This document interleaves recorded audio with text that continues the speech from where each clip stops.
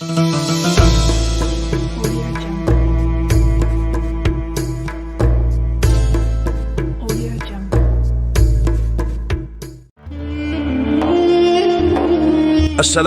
warahmatullahi wabarakatuh.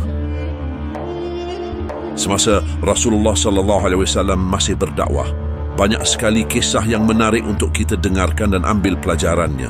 Salah satunya adalah sebuah kisah pohon kurma yang menangis pada hari Jumaat. Kisah ini diabadikan dalam salah satu riwayat dari Jabir bin Abdullah radhiyallahu anhu. Mengutip Mukhtasar Syahih Al-Bukhari oleh Imam Zainuddin Az-Zubaydi, Jabir berkata, apabila Rasulullah khutbah, beliau biasa berdiri di bawah pohon kurma. Ketika sebuah mimbar disediakan untuk beliau, kami mendengar pohon kurma itu menangis seperti tangisan unta betina yang hamil. Maka beliau turun dari mimbar dan mengelus pohon tersebut. Hadis riwayat Bukhari. Kisah ini dapat diawali dengan menengok kembali tugas dan pekerjaan Rasulullah SAW sesudah berhijrah dari Makkah ke Madinah. Mengutip tulisan Ustaz Dr. Miftahur Rahman Al-Banjari dalam buku Cinta 1000 Dirham merajut kerinduan kepada Rasulullah Al-Mustafa. Pekerjaan pertama Rasulullah SAW sesampainya di Madinah adalah membangun masjid. Masjid itu diberi nama Masjid Nabawi yang didirikan tepat di mana unta Rasulullah berhenti. Tanah tempat unta itu berhenti adalah miliki anak yatim bersaudara. Selanjutnya, diketahui bahwa tanah yang telah dibeli tersebut berbentuk seperti bujur sangkar dengan luas hanya sekitar 160 meter persegi. Masjid yang didirikan pada awal masa itu pun sangat sederhana. Hanya berupa tanah lapang yang dikelilingi tembok tanah liat menyerupai lingkaran. Saat masjid ini sudah beroperasi, Rasulullah SAW seringkali melakukan dakwah dengan berdiri menghadap ke arah jamaah. Beliau berdiri di bagian masjid paling depan dengan bersandar pada satu batang pohon kurma di bagian kanan yang sekarang kita kenal sebagai mihrab Nabi. Ketika jumlah jemaah semakin bertambah banyak, orang-orang berdesakan memenuhi masjid. Mereka yang duduk di barisan belakang atau paling jauh dari Rasulullah SAW tidak bisa melihat wajah beliau.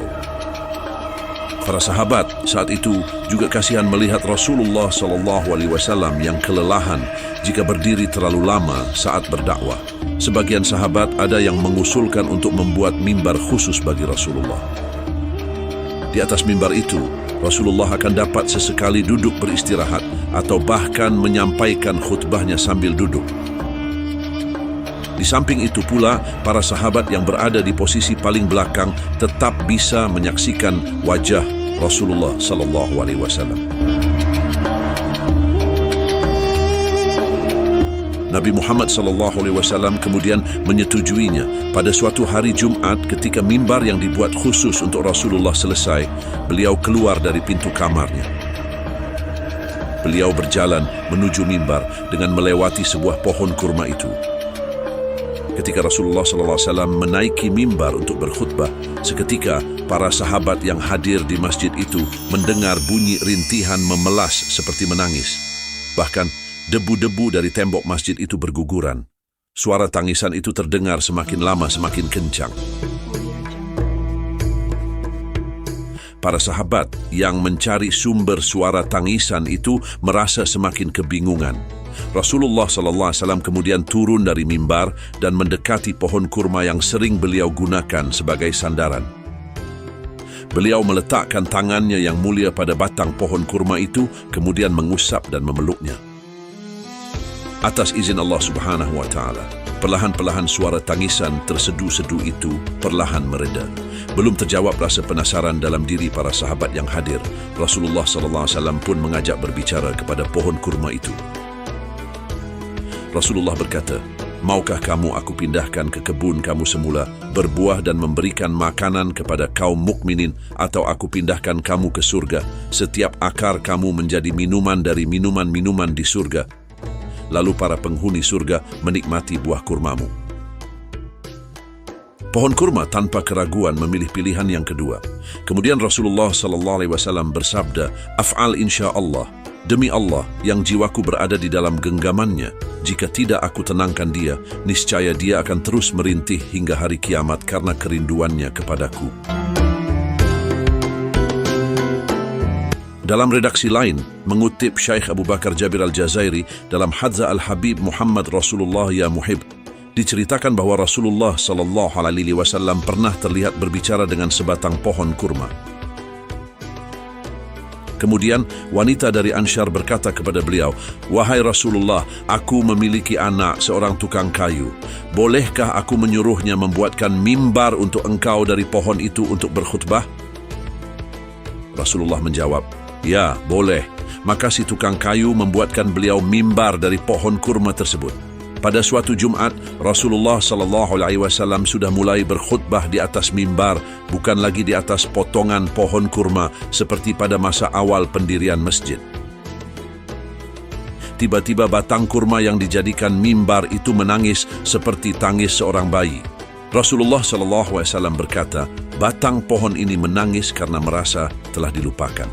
Demikian diterjemahkan Iman Firdaus dalam buku My Beloved Prophet. Dalam riwayat Bukhari dikatakan, batang kurma tersebut berteriak seperti teriakan seorang bayi. Rasulullah lalu turun dari mimbar itu dan memeluknya, sementara mimbar dari pohon kurma itu terus menangis. Rasulullah berkata, pohon kurma ini menangis karena mendengar zikir diucapkan di atasnya. Menurut Syekh Abu Bakar, pohon kurma tersebut menangis karena mendengar zikir Rasulullah SAW dan sedih karena berpisah dengan beliau yang selalu berkhutbah di atasnya. Padahal pohon kurma tersebut merupakan benda mati yang tak memiliki roh dan akal.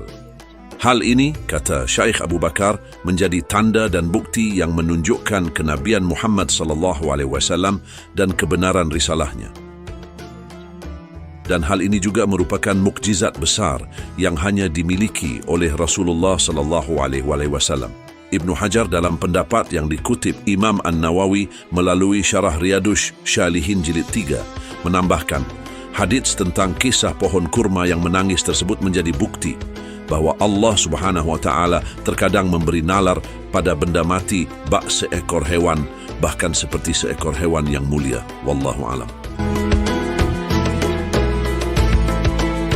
Akhir kata, saya ingin mengucapkan terima kasih kepada semua yang telah menyaksikan video ini hingga selesai.